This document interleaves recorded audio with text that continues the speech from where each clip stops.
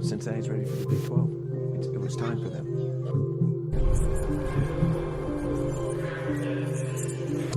I am fired up.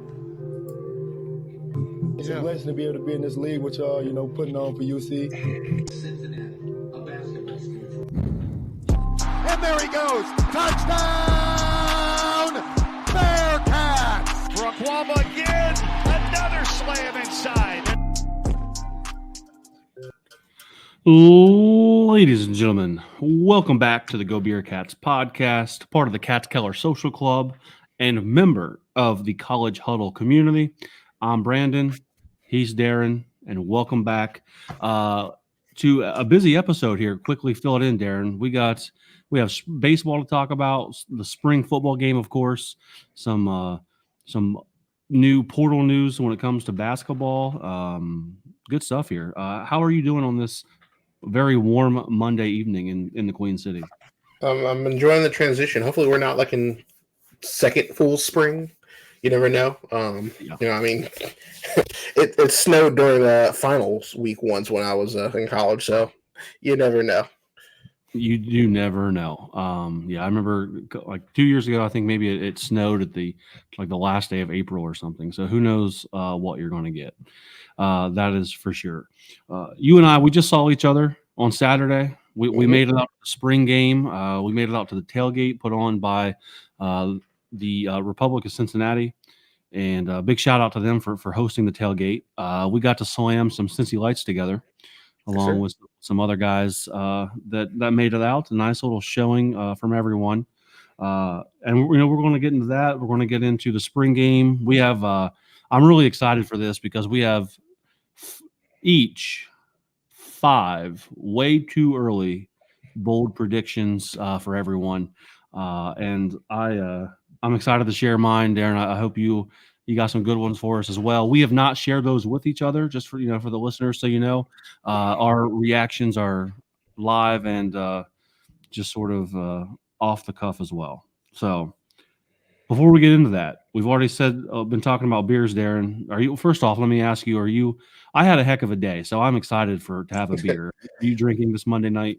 You already know. I'm finishing my my 6-pack of Cappy Snacks. Very nice. I posted that in the Discord. You said it was pretty tasty, and then when I went into the tap room at the Delhi liquor store, we had it on tap. Mm-hmm. So I was super excited to try it because of your recommendation, and I loved it.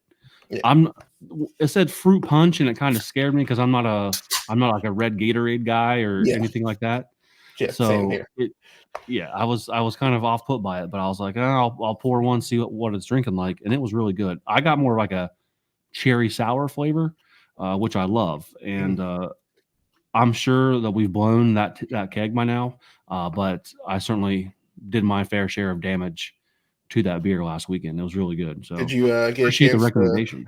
Yeah, no problem. Did you get a chance to try with lemon juice? I've not got that one yet. I'm going to look for that one this weekend for sure. I think we have my friend Abby, So I was like, oh, you don't really drink too much, but she's like, I got for the capybaras, and she said it's really good with lemon juice. So I tried it. It's not bad. All right, hell yeah. I'll look for that one this weekend. I'm pretty excited because the Delhi liquor store actually got in a brewery. Like, this brewery used to be a unicorn. Like, people would travel, they would mule cases of it back from Boston. The brewery is called Trillium, and they once upon a time were so hard to get. And I was kind of blown away when I walked into the Delhi liquor store and they had like 6 or 7 different beers from Trillium that you can just walk in and get it now here in Cincinnati. That is wild. So I went with Fort Point Pale Ale, 6.6%. Still looks pretty hazy. Certainly can't see through it. And at 6.6%, it's you're drinking a pale ale for sure. So I thought that's what the doctor ordered this Monday evening. Yeah, very nice. Hell yeah. Let's bring this out, Darin, with the spring football talk. Yeah. What was you got there a little bit before I did. For those listeners who either attended or didn't get the chance to, sort of set the scene for us.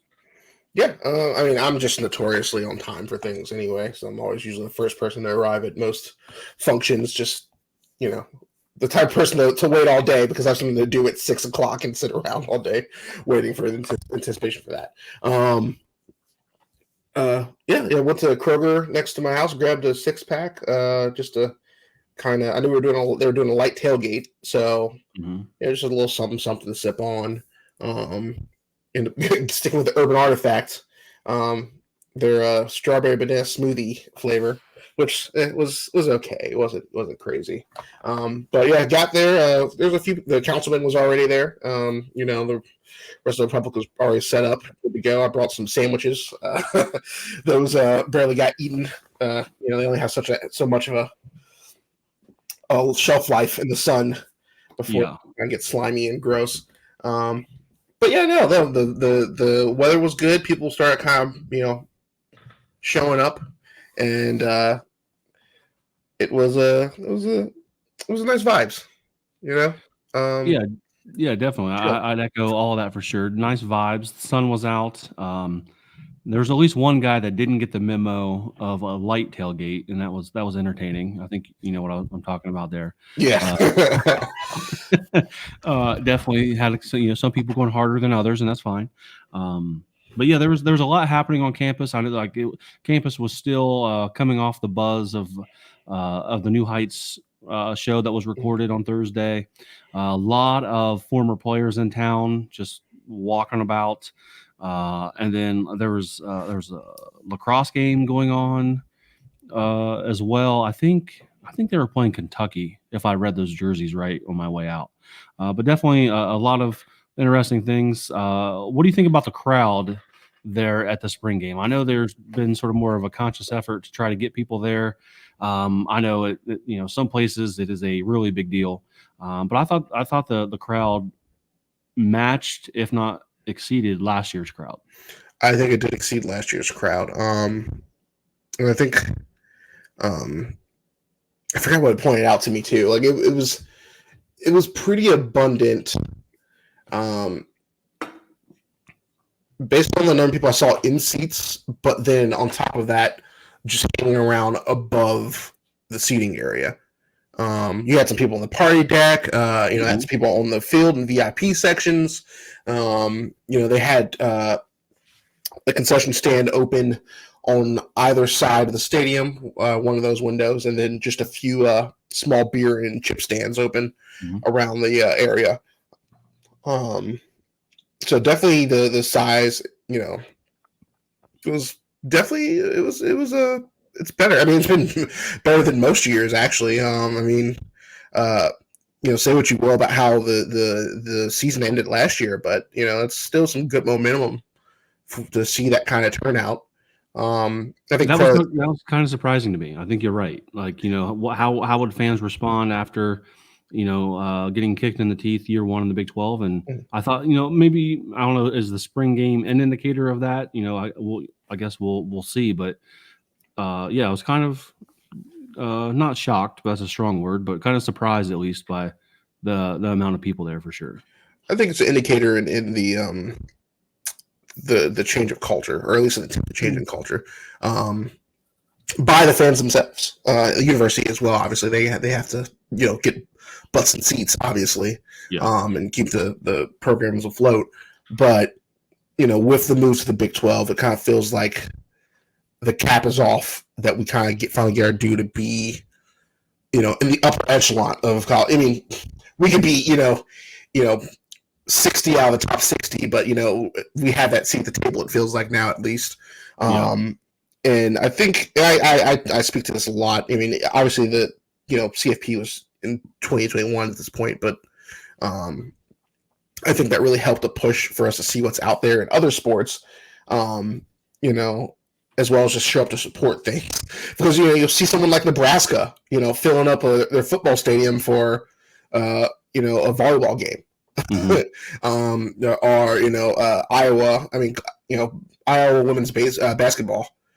Showing out and traveling for stuff like that. So I think the Cincinnati fan base is sort of I won't say desperate, but there's a thirst to be bigger. and walk with that standard. Yeah, I'm excited to see where it goes. Hopefully that's not like squandered, with poor results on the field and courts. But, I think that desire is there. And so you're seeing it. Yeah, for sure. For sure. What about, let's talk about some on-field stuff. Whether it's standouts, things that you noticed, sack. I mean, I feel as though every coach has their weird twist on the spring game. Fickle was notorious for just like making up points as he went, and no one really understood the scoring system. But he treats it much like a practice.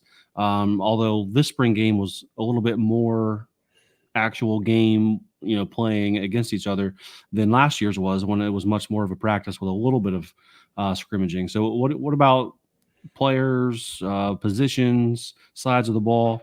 I'll let you sort of drive the boat here. Where are we going with what we saw on the field? Yeah, well, I mean, to speak to that, I think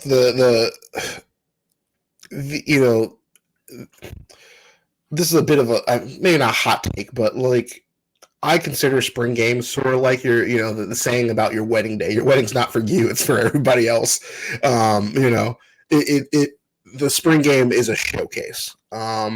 It's an opportunity to have some of your hard work from the winter into the spring be celebrated a little bit, and get some eyes on you, and then for sure, have a chance to show out because everybody's going to play.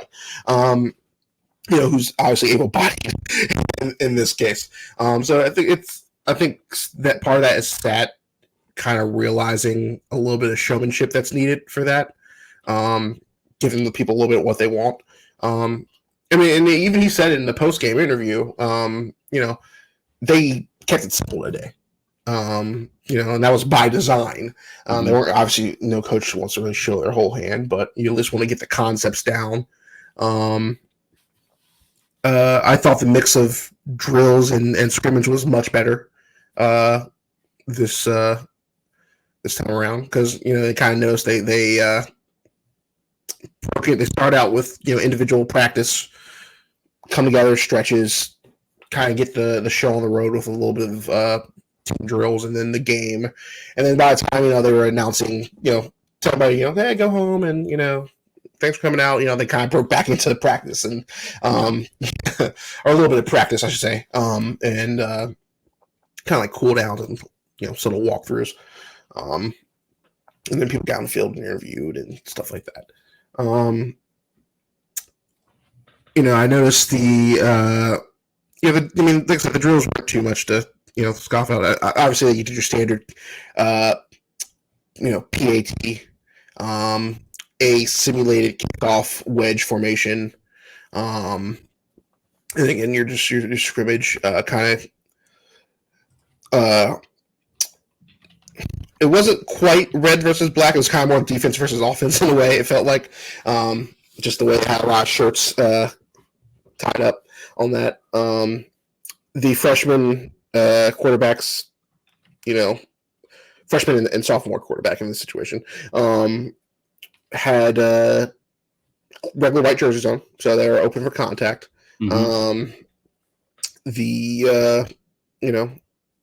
They practiced some goal line, which is probably, I think, what everybody really noticed and talked a little bit about in the circles. A lot that goal line practice at the end really stuck out to a lot of people.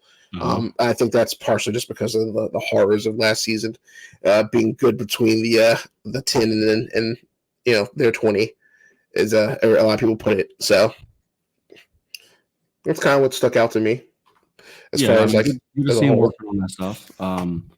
I thought you watch the game and you watch the practice and you try to pick out players. It's kind of a challenge because there's so many new faces, new numbers, and so many bodies on the field that you have to sort of have a cheat sheet to keep track of everyone. But I think that the press conference with the coaches and the players afterwards, you can almost learn more. It seems like this year, at least, by watching and listening to those or than watching like the on-field game, because I'm pretty sure you watched the press conferences. I know I did after you sent all of them to me, so I was like, oh, this makes it easy. I just clicked through them.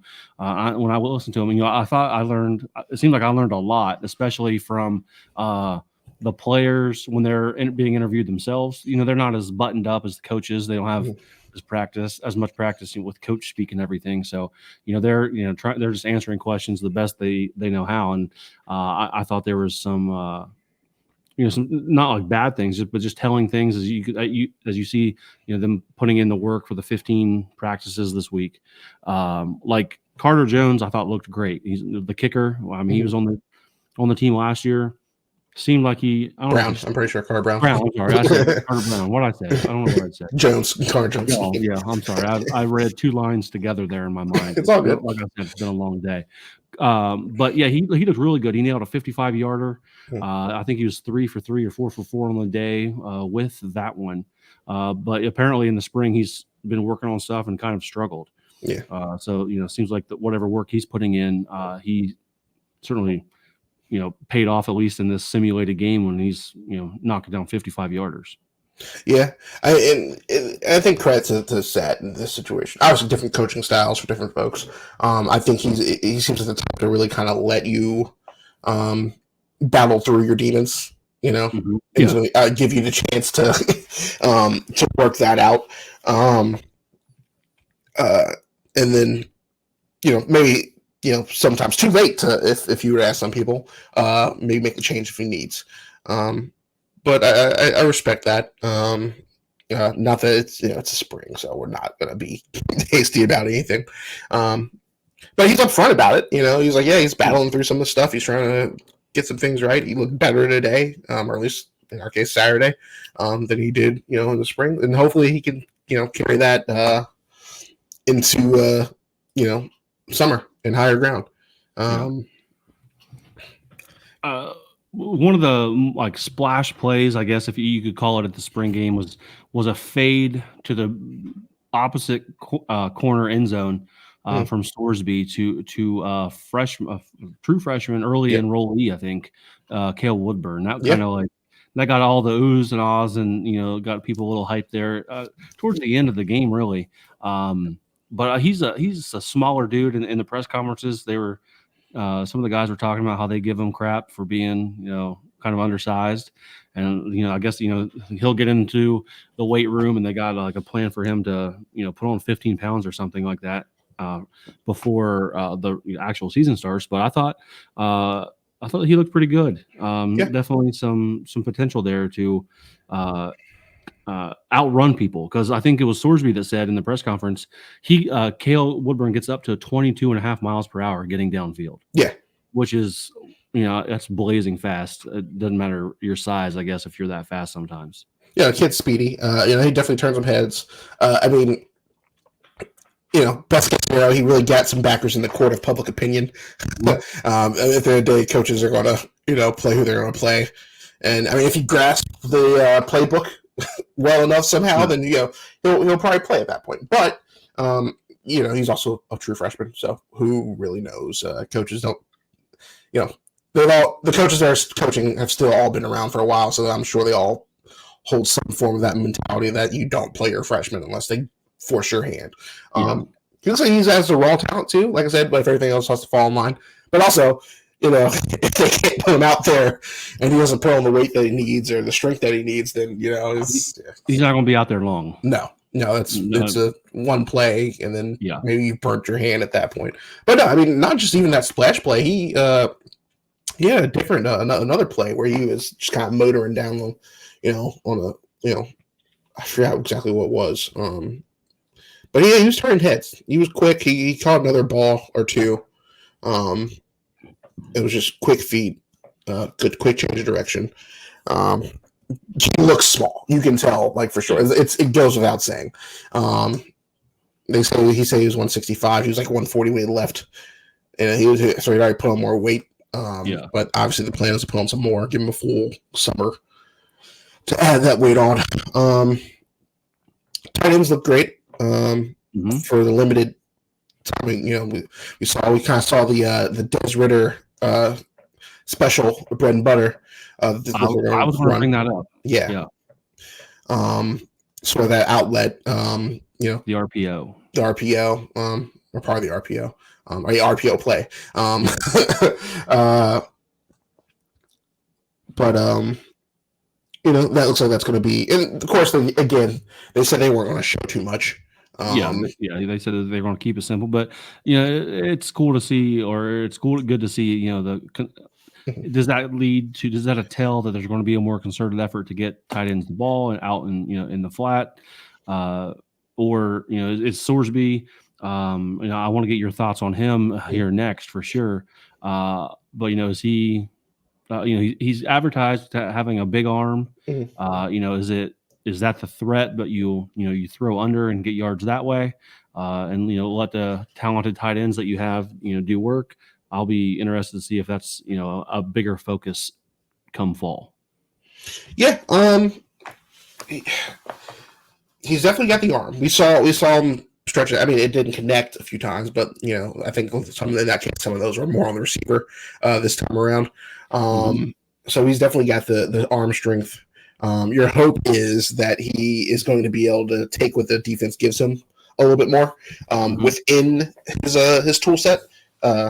I mean, if the options, if you see something open to run with, run. If you think you can get a quick, basically, what we can do to build yards, and it's not that our offense was entirely inept at that. Like I said, we seemed mostly efficient kind of before the wheels kind of came off, just due to low morale and lack of effort at a certain point. But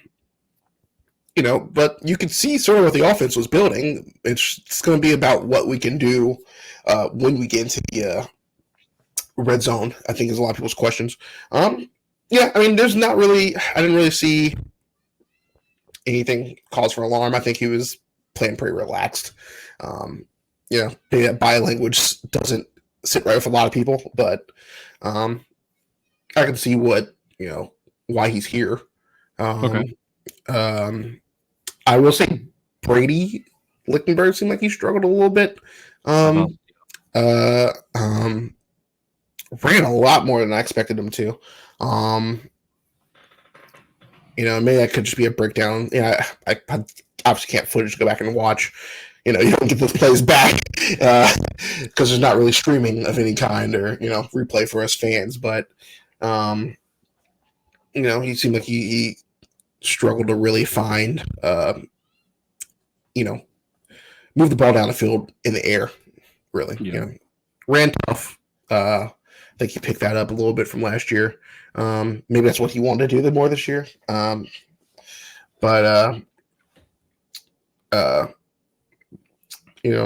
Samaj, I think, really kind of stole the show for quarterbacks, just because, he's a freshman. He looked pretty solid. Quick, also a good cannon, a lot of zip on the ball. I'm sure you'll have some takes about that because he seemed to impress you a lot.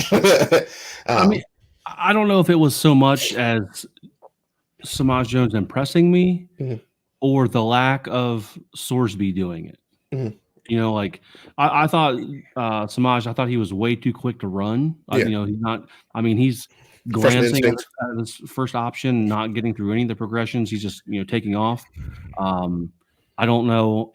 I wasn't necessarily. He did look super athletic, super quick. But for my taste, maybe still a little too quick to run it before trying to get the ball downfield. But I wouldn't say that I was blown away by Sorsby though, and maybe that gave the impression that I was higher on Samaj. I don't know if I was. I just wasn't. I was just expecting to see a little bit more from Sorsby, and I think the first, from my count, I lost count after 4 or 5 between talking to you guys and drinking beers. But I think his first 5, we'll call it 4, give him the benefit of the doubt. But his first 4 passes were incompletes. Yeah. And I was, so from there on, I was looking with a critical eye, I guess. Yeah. And it's hard to judge, really. But you don't know which side of the ball really is going to be the better one. I will say it seems like they're a little bit more even in making plays this game, which gives me some optimism. Now, whichever one's going to actually show up and show out this season, hopefully both of them enough, at least. I think part of that too is our tight end room is way full, way better this year. It's healthy. We were kind of beat up. That's obviously speaking back to using the tight ends more. I just think that's a symptom of the health last year of that room. I'm just hoping. I'm just hoping that it works out better this year. Obviously, again, spring, you don't know if your DBs are better than what you had last year. I think one thing was apparent, though. They said they want to get faster, and they definitely got faster. It's going to take a while before you start landing just all the freaks who got the size and the speed and the football smarts. All rolled into one. Right at this level. But I think a good thing you can get on and usually grab when you're trying to rebuild and quickly is speed. So hopefully that's going to work in our favor this year. But it also gets better. So we'll see. We're not the only ones trying to get better this year. We're going to have to prove that we can win some to hopefully keep building and getting the eye of those guys and getting some of the people we want. I thought Drogish looked good. I mean, obviously he's kind of just a big story because he switched positions. But no, he looked like he was starting to fit in. They talked a little bit about helping him out and trying to get him up to speed. But I think everybody's still kind of in awe on his athletic talent. They said, you and I talked about it in the stands. I think they just want to get him out in the field any way they can, and they kind of doubled down on that when they talked in the press conference. That you don't leave talent like that on the sideline. So hopefully he grasps the playbook and gets kind of used to the contact, and maybe we'll start seeing him on special teams to start out this year, and then work up from there. Any major red flags or things that really concerned you? For me, I couldn't really think of something off the top of my head. But I was wondering if you noticed anything that you were like, this could be a problem moving forward.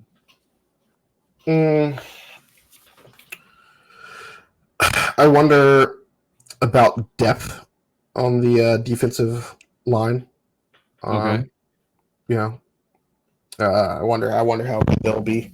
Just because you kind of lose a good chunk still. Whether guys just kind of aged out or transferred or we lost like 2 or 3 starters plus their backups in rotation last year. So you're in the age where all your D linemen from 1s to 2s are all starting caliber because you need that rotation. You wonder behind Dante and Phillips what that really looks like, and can they hold their own? And so because you lost a few backups too that weren't even in that rotation on top of that went to other schools. So I think as we are still pretty green in the Big 12, that depth thing is something that we can work on and probably the entire football roster for sure. The D line, though, you're right, could be something that hurts us sooner than later. But yeah, I think it'll be a couple more seasons maybe before we have that depth that we can go week to week in the Big 12 with. So we'll definitely something to keep an eye on for sure. That's a good point. You got anything else on the spring game? Are you ready for running backs? I told you I wanted to take a look at those. For sure, because to give you a little foreshadowing, that one of my predictions is about the running back room, and I think that it's much improved. talk to us about that, because that is something we definitely will be seeing a lot of this fall. Yeah, I just wanted to see. I mean, we know we getting Kiner. I'm pretty sure he was banged up actually, because I don't think I saw him. I thought they said I thought Springer said that they were holding him out on purpose. Yeah, they're holding him out on purpose. They said he gets beat up enough in the fall. They don't need to get him beat up in the spring. That's fair.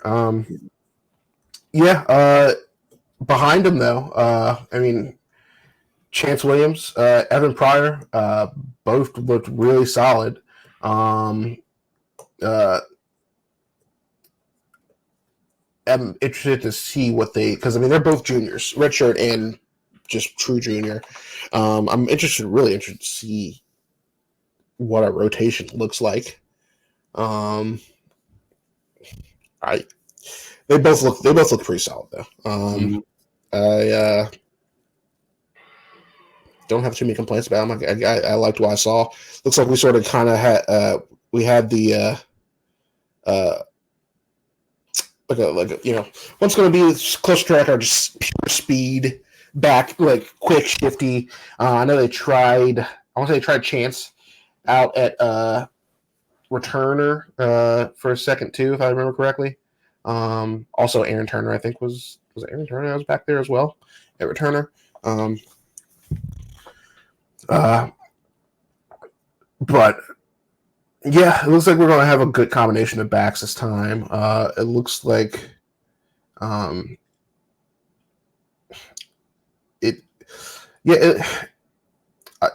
was going to say Chance would be like your change of pace, but I think in this case we have 3 changes of pace. It's kind of what we're going for. Just because, I mean, Evan Pryor's measurables are 5'10", a little bit quicker than Kiner for sure. So I think he's going to be kind of looking to get your kind of second every down back, if not becoming every down back. It's like, oh, he's got a little bit of speed, he's strong enough to take some hits. Kiner, I feel like might be moving a little bit more into that power role. And hopefully he starts breaking some off himself and he's gotten faster. But based on how Sat used him last year, it really kind of looks like we're trying to build a 3-headed monster rather than a 2-headed monster. Yeah. I think so. Nothing wrong with that. Yeah, no, I mean, Chance himself looks like he, specifically typecasted at, just speed back 100%. So yeah, I agree. I didn't tweet about him, but I talked about him in the Discord. I think he scored a touchdown on some red zone practice drills or whatever. But yeah, he looked fast and he looked strong. Not only fast, but he looks like it might take the second or third tackler to take him down. I know Kiner's that's his bread and butter, getting the entire team on his back before he goes down or whatever. But yeah, I think Chance Williams has a chance. Where was he? Was he at? I think he was at Grambling State last year, if I'm not mistaken. So I think he has a chance to make an impact for us right away here, as like you said, that change of pace. Because if he gets out in space, I think he's gone. Yeah.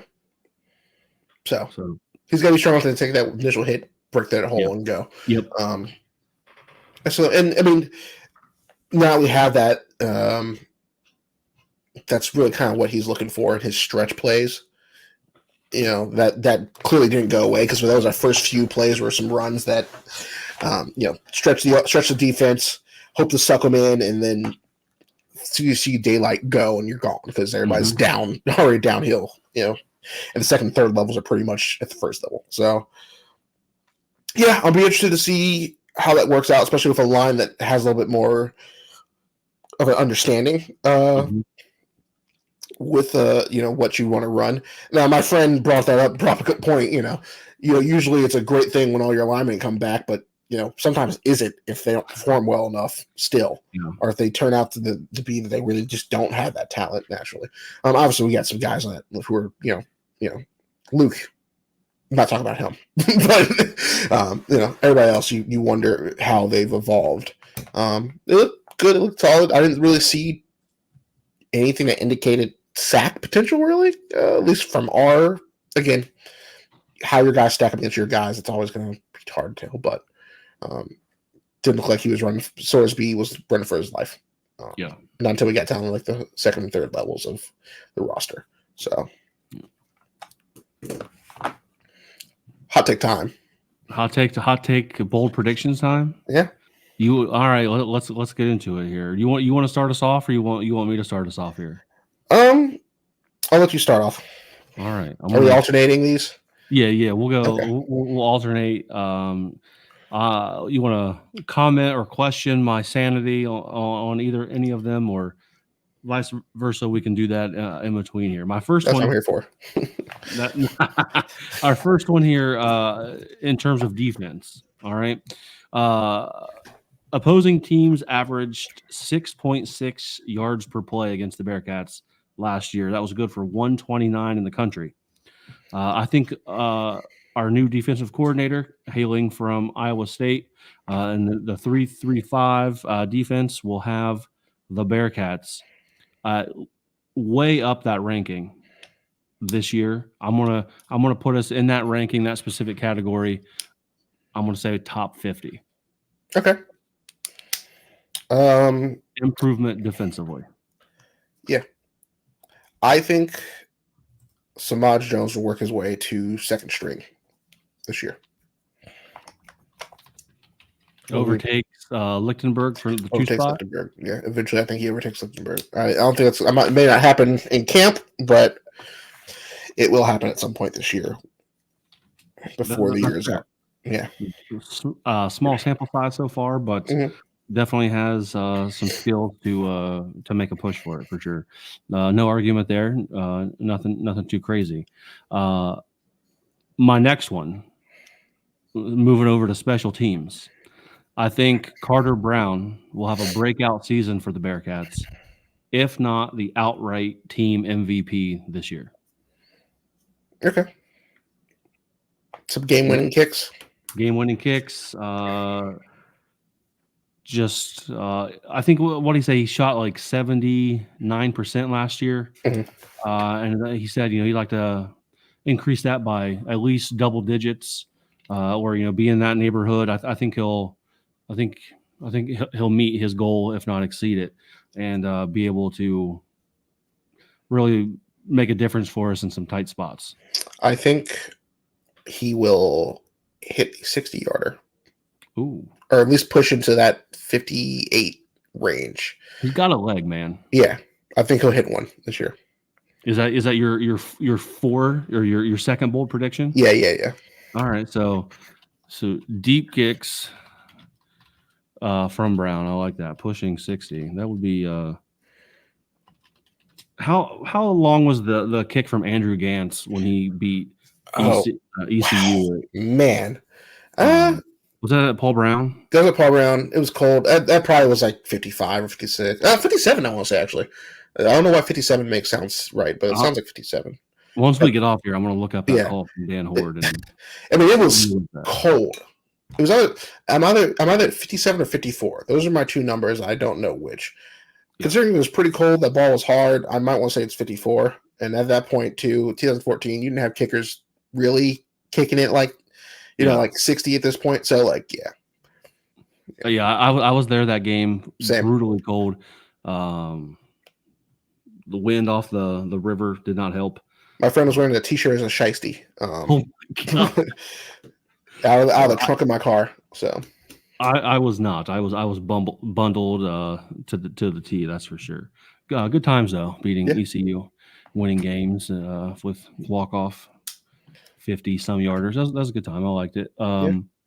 Although we don't have to talk about the Senator. My third bold prediction here, coming about a guy that we did not see touch the ball on Saturday. I believe Corey Kiner will be our leading. He will lead the team in all touchdowns. Whether it's, I know he doesn't catch a ton out of the backfield, but no one this season will score more touchdowns than Corey Kiner. Yeah. Okay. Yeah. No, that's not bold. That's a relatively safe take right there. You think so? Okay. Yeah. I thought maybe it'd be a little hot since he didn't I mean, just, building off what he did last year, but we didn't see him play the spring game. So I thought maybe some of the people were concerned that he was going to transfer out or not get a play or something. People worry a lot around here. I think that we will be in contention early for one of the better teams in the Big 12 before we kind of fall apart towards the back end of the year. Or it's going to be injuries or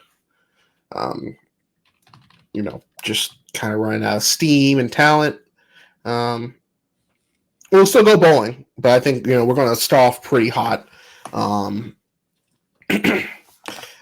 think, 5-0 well into Texas Tech, and then maybe even sneak one past UCF away. And then we'll be rolling, but then someone's going to probably catch us, off guard. Could whether it be Colorado or West Virginia. Okay. I like that. I could kind of see that as well.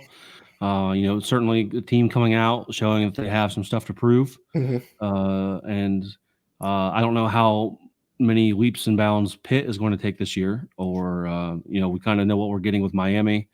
So I like that. Have people really pack and nipper on a 4-0, 5-0 start. Yeah.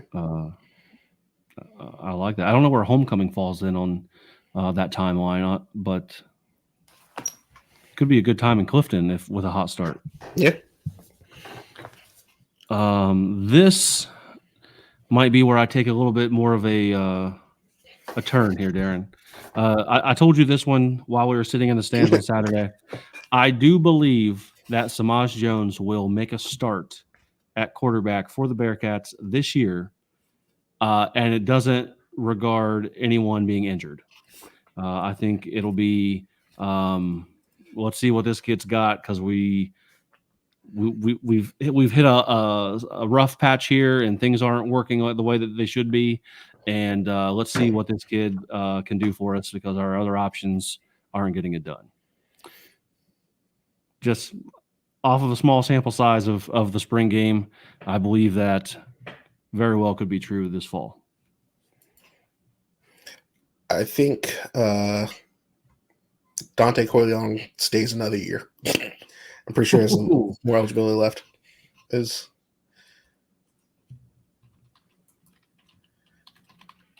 Godfather hits or comes back for his COVID year. Yeah. Just because he had such a good time this year. Just because he's loving Cincinnati, That one's obviously kind of like a silly hot take. If he takes off like he's supposed to, yeah, most guys are gone. But bold take, I could see that guy. This is more about why I could see him coming back for another year. I think he loves Cincinnati that much. All right. I like it. I mean, I certainly won't complain him clogging the middle and doing things that he does for sure. Hell yeah. My last one here, Darin. I looked up today. I didn't know if this was out yet, but I looked it up, and the way too early. I haven't looked to see if I haven't even opened the betting app to see if I could make this bet yet. But right now, the internet says FanDuel has the Bearcats at 5.5 wins this football season. That's 5.5 as the over/under win total. As I sit here today, I believe the Cats will not hit the over. Oof. See, all my takes are fun. Yours are. I told you. I'm not fully out of the villain area yet. That's fine. That's fine. You can be a pessimist. That's fine. I'm not against.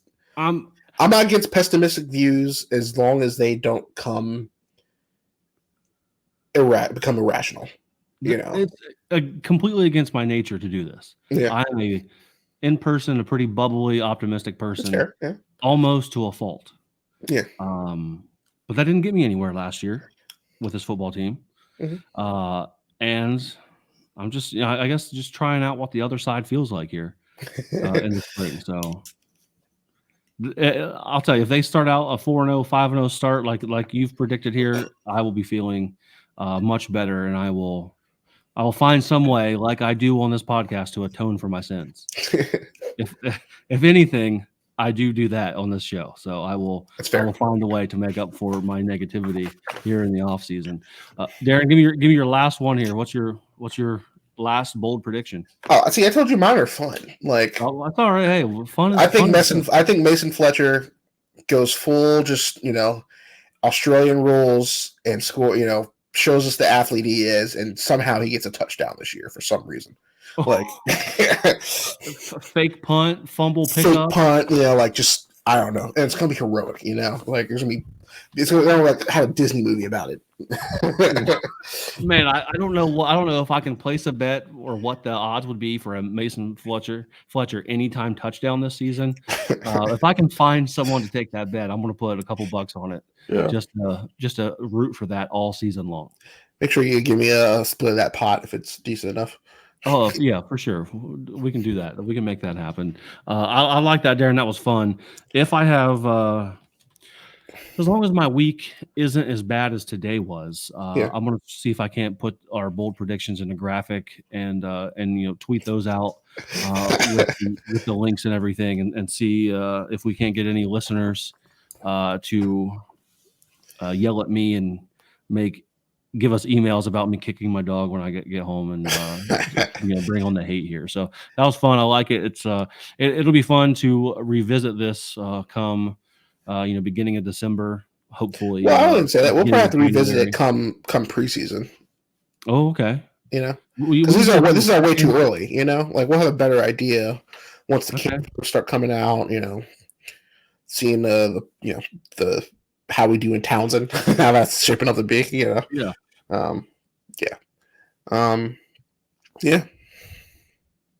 It's way too early. It's for fun. It's not to be too serious. All right. Yeah, we'll check in preseason and see how we're feeling for sure. I like that. 100% love it. And like I said, I'll try to put that graphic out if my week gets a little bit better here.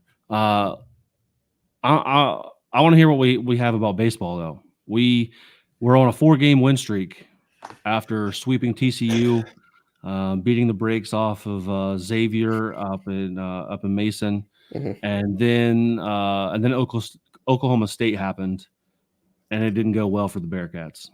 It did not. We were talking about this a little bit even at the tailgate with Bearcat Journal with Chad. I think he had stopped by. Because of the first game had already happened at that point.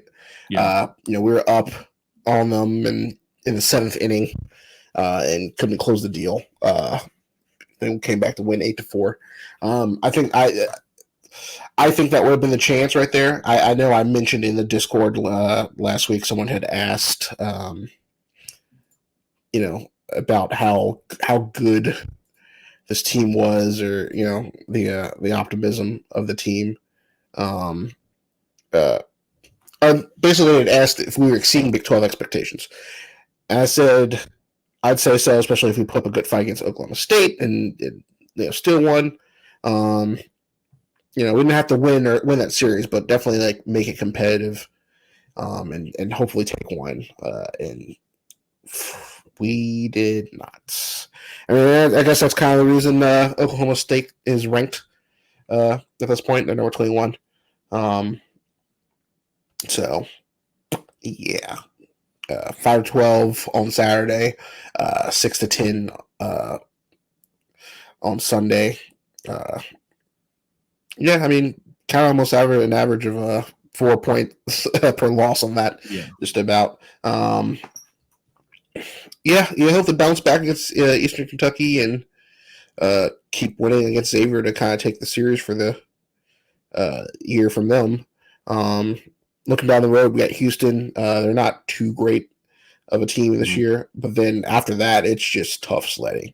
I mean, there's we talked to Jeff Gentile about the meat grinder on Twitter.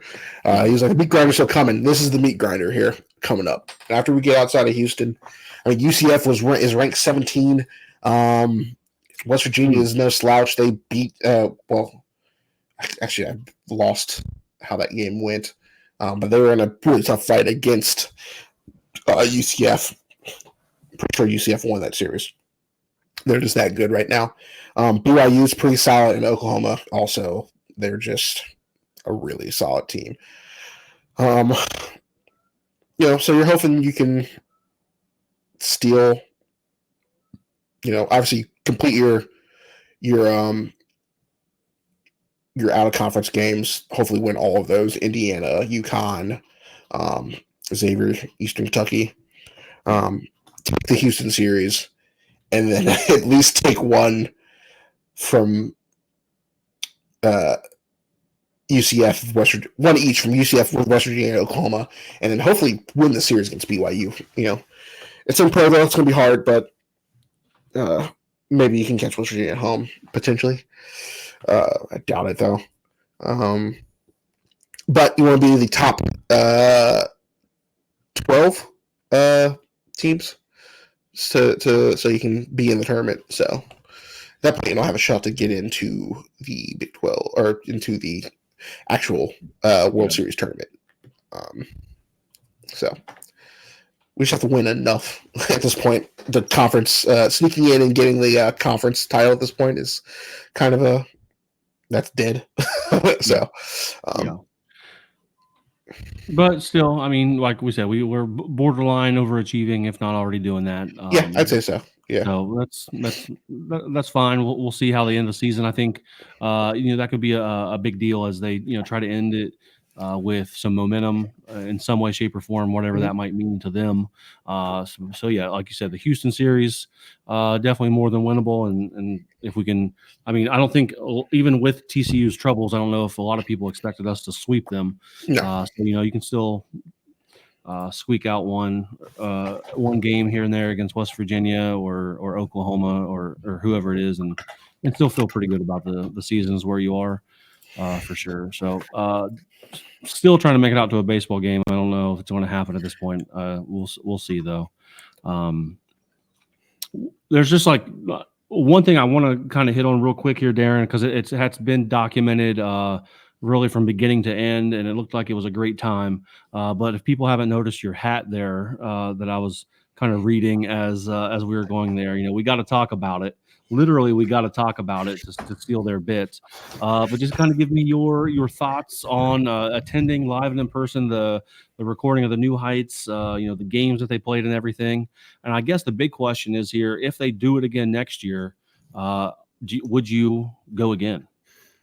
Yeah. Well, first off, this hat was just a little too expensive, but I'm happy to support, I guess. Then again, why am I lining the pockets of millionaires that easily make more than I'd ever could think of in my life? That's because they're UC grads. That's why. Made by Homage, by the way. So pretty nice hat. Nice. A solid trucker style.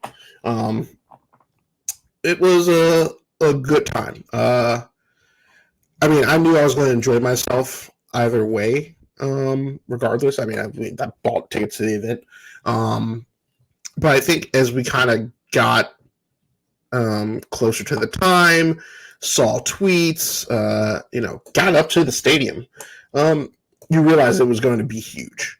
The energy was just great. I mean, that place was packed. Honestly, they shifted it indoors because of just the typhoon that had reached Ohio. To the point where, fields were pretty much flooded almost. So, it just didn't stop raining. I think that was for the better, though. I think starting out Fifth Third Arena, small basketball arenas, not small, but basketball arenas are a good start for an experiment like this for them. Because let's be honest, this was a testing ground for them, for something they had probably been thinking about doing, even without, giving back to the university.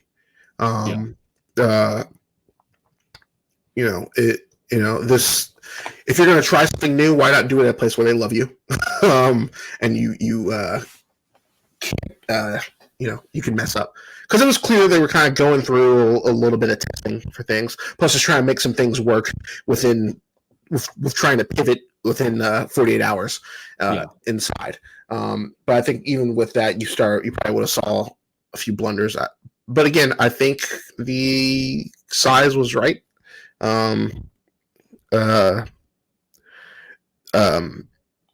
It dragged in some parts, but that really didn't kill the joy that we experienced. Had a few friends there in different spots. We all kind of were like spy sniping, photos of each other from across the arena wherever we were, and sending the group chats. I think some people who said they weren't originally going ended up getting tickets later. I'd say the Baby games still takes to work out there. Overall, it was really fun and funny. I think it's just a balance of kind of getting the time right and what you think people can do within those time limits. I think, like, for example, like there was like the questions bull riding that Dante Corleone participated in, and it's like he's going because he went backwards, like trying to hear the question, and then you can tell like at moments it didn't go quite as smooth as Jason and Travis expected. But I mean, again, that small potatoes and what overall was a great night. I think my favorite part of the Baby games is two. One is that most of the people didn't take wins in what you expected them to take. Like the athletes won the spelling bee. Squirrel. I would have felt real bad for Drizzle if he got that wrong, because man, you would have got clowned hard on the internet. Your dad's famous, you're locally famous for a time being, but your dad's famous. Like, people will find you and they will not let you forget. But yeah, no, spelling bee was really funny. There was the sock Super Bowl ring search, which comes from a story about how Jason didn't even know where his Super ring was. It was in a sock drawer, balled up in a sock somewhere for safekeeping. So they put him in K-pools of Skyline chili 3 ways. And they had to find the rings. At one point, it kind of turned into like a spaghetti slinging contest between the two contestants. Without context, people were like, "Oh, they're chili wrestling," and it's just now they're being goofy. But the funniest thing to me was I guess what they call like a coney relay, almost. I told you a little about this on Saturday, but it was I forgot their names, but one was a track runner, and then just a student. Neither one of them had ever had Skyline before, and it was pretty apparent, specifically the track runner, because she gagged the second she took a bite of it, and we're just because they had to eat as fast as they can, run down to another podium, eat another one, run down to the last podium and eat a third one, and then they would win. The student had, she was struggling a little bit too.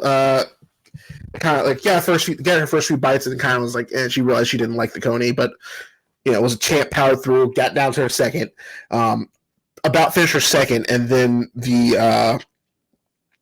eventually the track runner finished her first coney, ran down to the other one, and by the time that the student was finishing or trying to start the other coney, the last coney, you saw the track girl just gagging every other second.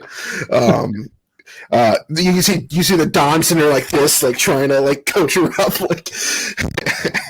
because he's from Cincinnati. I'm sure he was saying something like, "Come on," he probably thought he could slurp those down and make it no contest. Yeah, that man was raised on Skyline, right? But even the athlete, he has a notorious Skyline order. Yeah. I don't even think he's proud of that Skyline order these days. But he still knows what it tastes like and think it tastes solid at least.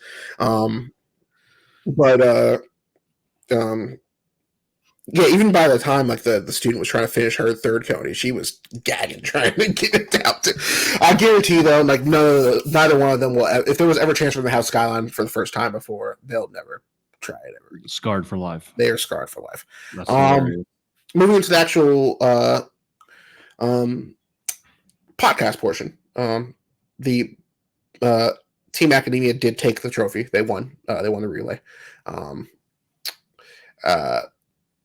Except for the podcast, they moved all the seats closer, cleared out all the stuff for like the relay and the events and stuff. And a lot of I don't think they sold too many VIP seats to that. You did see some former Bearcats down there. Derek Wolf was there. I think Hughes was over in the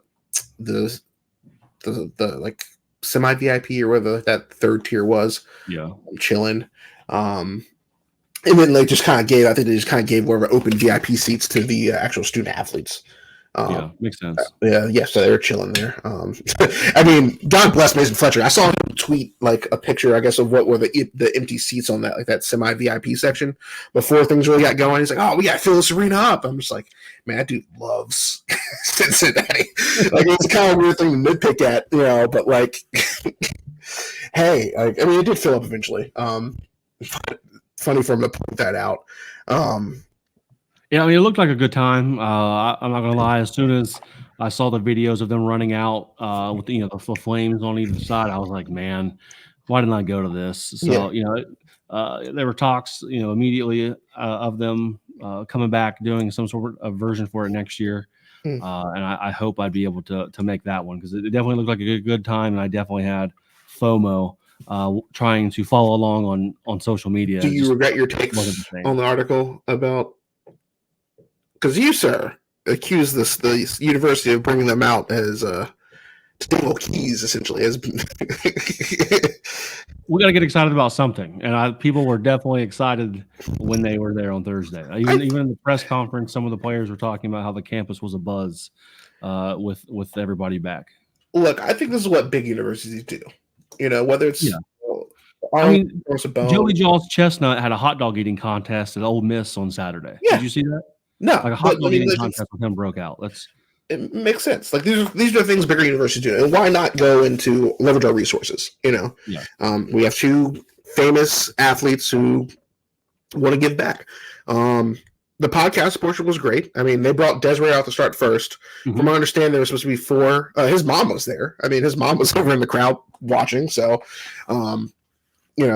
he was very professional in his Des way.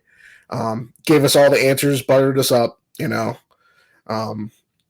love was, I'm sure, felt. And then they brought out Orlando Brown and then Joey B to sit on with him. Big time guest there. Yeah, Joe Burrow was Joe Burrow's just Joe Burrow. He was named the zestiest white boy in the NFL by Orlando Brown. I think so. I think Joey Burrow is just a psychopath in like the best way. That dude just breathes football, and is a competitor. Like he messes with you in different ways. I feel like. I told Alyssa on the way home, like I was like, I wouldn't be surprised like if we win a Super Bowl one year, and that same year Joey Burrow turns out to be like a murderer, like, but we still won the Super Bowl ring because it'd be the most Cincinnati thing ever. I think Sauce was supposed to be there that night, but I think like something about like his plane was late or he couldn't get to his plane on time. I think that would have been great. They probably would have had them up there with Dez. Yeah. If the format seems right. And then a nice little fun sort of to start out they had AFTAB open up they did like a little video to open up the event. Okay. So that was pretty cool. I'm super excited to watch this whether it comes out like this week sometime or some people are saying a couple weeks. Yeah, I can think another week or two. We'll be dialed into that as soon as possible for sure.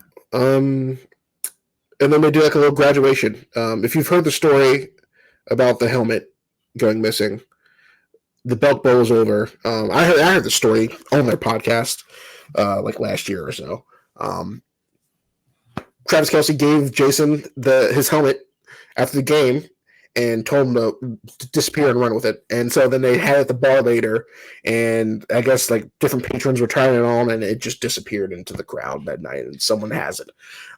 Supposedly they gave him he has the helmet to return to the university because like textbooks and stuff or something right. They gave them the pseudo graduation because neither one of them walked, and it was obviously it was for the show, but I kind of hope that was in my own canon. I hope that was somewhat of a real gesture, more suggested by the school, and that they legitimately felt some sort of love and completion from that, even though they both have their degrees. And then just top it all off, Joe Burrow and the Kelsey brothers and some, just some other UC legends went to Uncle Woody's to party. Love it. After that. So, Woody's, man.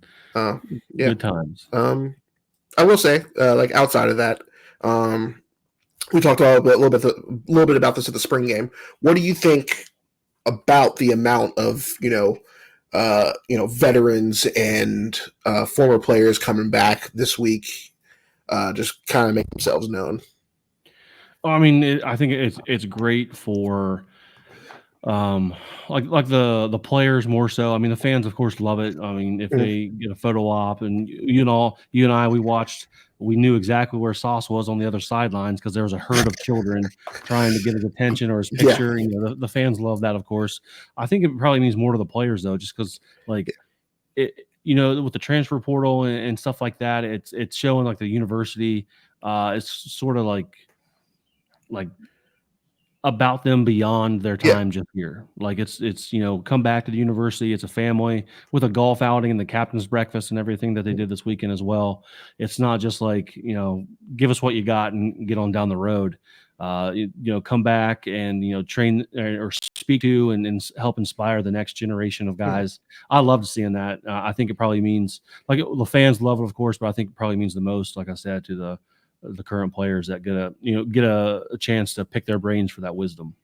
Yeah, I mean, you always think because once you make it big, they say absolute power corrupts absolutely, and that's not saying these guys turn to bad dudes, but sometimes at a certain point you're a different class of person at that point. So you really do hope that it's genuine and they enjoy their time here. I would love to see more guys, just random dudes on the sidelines, and we had Briggs and Jason Kelsey was still here. Sauce was there. I think they saw Derek Wolf there, I think, floating around. So you hope more of those guys in the future make themselves known on the sideline and get some interviews with them and their presence. I know, not to give more credit to Sat, but I think he really gets the importance of talking to those guys and having them around, and a little concerned that he said they're not great golfers and that his golf game is that important to him. I did catch that as well. Yeah. Hopefully it's just more that he just loves the hobby that much. Hopefully it's just a little friendly trash talk there. We won't find him on the course when all things burned out around him. Yeah, sure. That's good times. Darin, though, the last thing that I really have for us here, just quick, it's not the nothing says basketball like 80-degree weather in April, but we did have some portal news coming from the basketball side of things with again another NIT foe coming over to the Bearcats. This one kind of, wasn't on a ton of people's radar, but we played Connor Hickman against the Bradley Braves in the second round of the NIT. And as of today, he has committed to the Bearcats to play for us next season. And this is a big deal for the Bearcats. Let me tell you why. He's Bradley's leading scorer at 14.5 points. You see him, you think, okay, white guy that can shoot. He shoots 40% from the 3-point line. Yes, he can definitely do that, and he'll help certainly take the attention off of CMOS next year, as we all saw what he could do. But this kid is not just a 3-point shooter where you're only going to run screens for him and he can pop out to the 3-point line and pop it. He's more of a complete player. Doesn't shoot a ton of free throws, unfortunately, but he is a deadly from the mid-range and likes to try to get to the basket as well. Definitely adds another ball handler to the mix for us, which we've kind of been a target for the basketball team in the offseason here as they try to build depth at past Day and Jizzle. So he adds as much of a complete player. He is going to be, I think, really good for us. I was doing some research on him, and he had a shoulder injury his senior year of high school, and that I think kind of maybe messed with his recruiting. And Bradley might have got a good deal on him because of the injury, and I think he will definitely add some much needed shooting, ball handling, and overall depth for the Bearcats next year. I'm excited for him. Yeah, not too much to complain about that. The one thing I do hate about this is we've officially established a pattern now of snatching NIT opponent talent. Yeah. I mean, everybody was like, I didn't want to give too much credit to people like being hyped about, because people were like, oh, we're going to do it again this year. I'm like, I don't think so. And then sure enough, Wes Miller making me look like a fool. And now people are going to expect it every year. I mean, we've targeted 3 players from the NIT, and we've landed 2 of them. The only Aziz and now this Connor kid. The only one that we didn't get really is Estrada that went to Alabama. But yeah, there's definitely a pattern here. And like I kind of tweeted this out earlier that I hope that we're never in the NIT ever again. But because we're better than that. But as in teams every year, hopefully we're in the big dance. But if I am an opposing team playing the Bearcats in the NIT in the future, I'm recruiting my own guys pretty hard before that game. Because there's definitely a pattern here. So hopefully he works out for us, and we do big things next year. There's already some hype preseason, way too early. Top 25 talk. I saw one guy today at top 15. So I love having expectations. I'll be on team expectations here. I like that. So we'll see. There's some other white smoke coming from the West Coast. Talks of a transfer, big time. I think 5-star guy that almost came here but didn't. We'll wait. Who could that be? We'll wait for that to become official before we talk about it. But it could certainly add some depth in the low post for us. Well, yeah, and then coming out of the sisterhood, some smoke to this. Obviously, you heard that she's more of a lock for Ohio State, but we are down to the top 3 for D. Alexander from Brazil Marion. Top 5 prospect would be a huge get if Katrina could flip her. Definitely a step in the right direction if that's the case. 100%. Definitely things to keep an eye on here. We got some episodes planned here just because it's the off season. I know you and I plan on keeping this thing rolling here. Yeah. And we'll be back next week to talk. You know what? Let's talk realignment and Super Leagues. We'll be back next week to do that with a special guest. We got some stuff lined up here. Maybe some out of the box things that maybe you haven't thought about yet as a listener. So stay tuned. Darin, cheers. Go Bearcats. Cheers. Go Bearcats.